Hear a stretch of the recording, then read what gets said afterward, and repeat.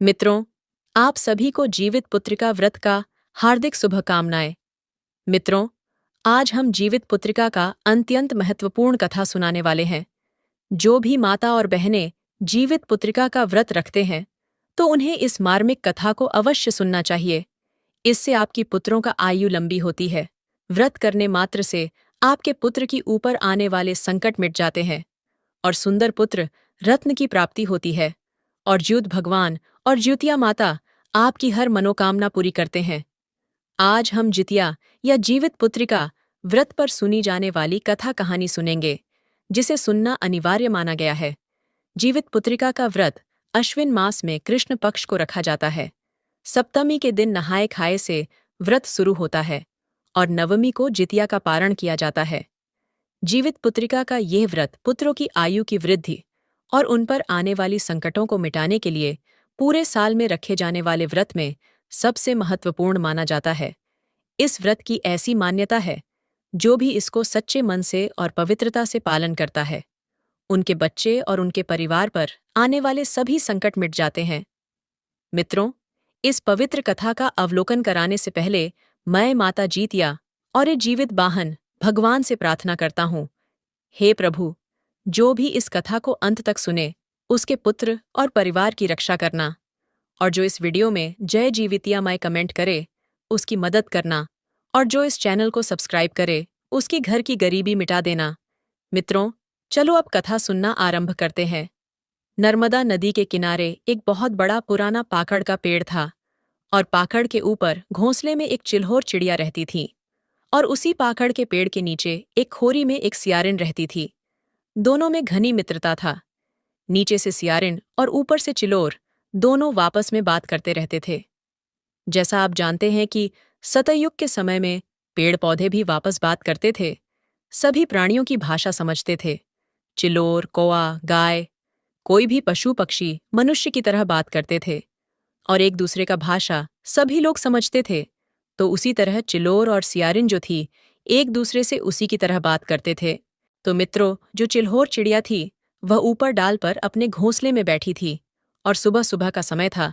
सियारिन जो थी, नीचे अपना खोरर में थी। तभी चिल्लौर चिड़िया नदी की ओर देखा और सियारिन से कहती है कि बहन, आज का दिन कुछ अलग है। तब सियारिन बोली, क्या है बहन, आज का दिन अलग? चिल्लोर चिड़िया बोली, बहन, नदी की ओर बहुत भीड़ लगा हुआ है। मित्रों, सियारिन बोली, किस चीज का भीड़ है बहन? चिल्लोर चिड़िया कहती है, अरे बहन, यह तो मुझे भी पता नहीं है। एक काम करो, थोड़ा जाकर पूछ लो, क्योंकि बहन तुम नीचे हो, तुम्हारे 4 पैर है और तुम आसानी से चली जाओगी।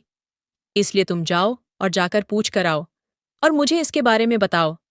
सियारिन कहती है कि बहन, यदि हम मनुष्यों के झुंड में जाऊंगी, तो वह लोग मुझे मार मार के तो कचूमर बना देंगे, मेरा टांगे तोड़ देंगे, मेरा हड्डियां पसलियां बराबर कर देंगे, मेरा प्राण ही निकल जाएगा।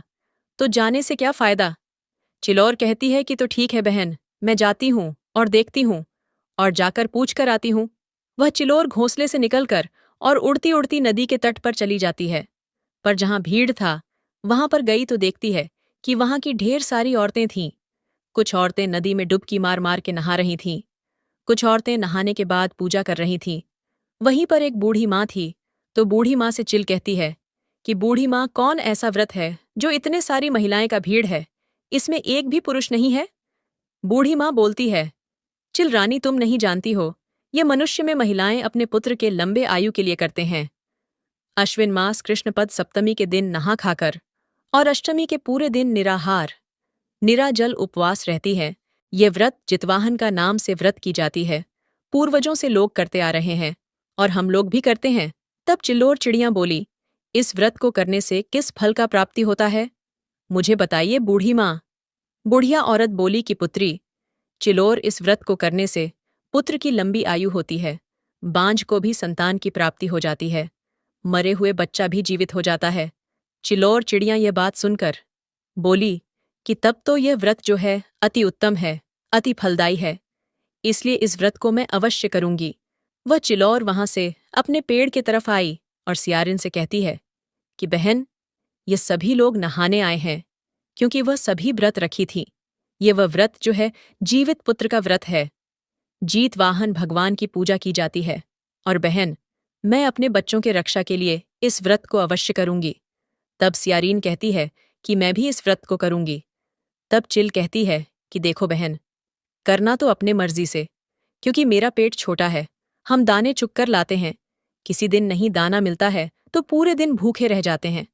लेकिन तुम्हारा मांस मजीरा खाने वाला बड़ा पेट है, अगर जो मांस मजीरा का महक आ जाएगा तो तू व्रत खंडित कर दोगी। इसलिए बहन, तुम व्रत मत करो, और यदि करना है तो अपना मर्जी से करो, इसका पाप मुझ पर नहीं लगेगा। सियारिन बोली कि बहन, इस व्रत को मैं अवश्य ही पूरा करूंगी। इस प्रकार दोनों ही गंगा में डुबकी मार के स्नान करके और व्रत रख ली। बेचारी चिल्लोर रानी जो थी, उसी दिन चुनकर दाना लाकर अपने घोंसले में रख दी और अपने बच्चे से बोली कि